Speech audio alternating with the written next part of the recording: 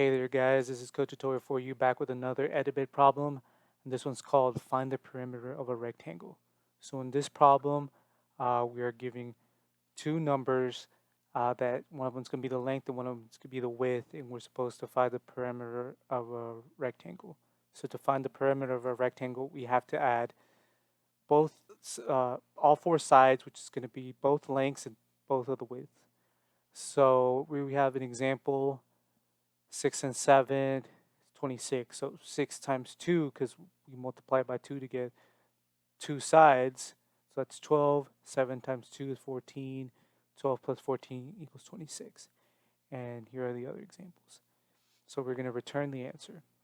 So right here we have the two arguments are going to be int length and int width.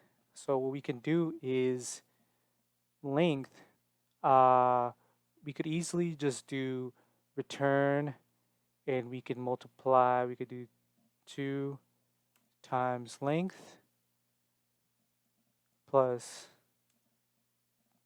2 times width, and this should pass the test.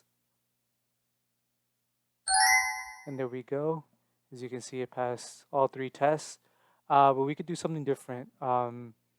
We could initialize some variables. So let's go with int, a variable name.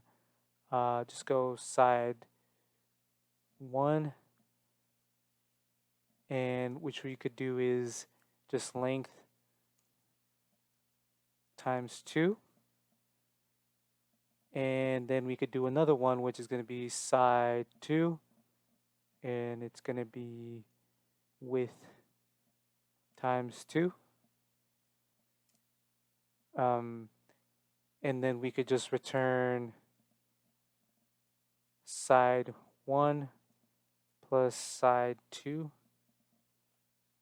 And this should give us the exact same answer as the previous.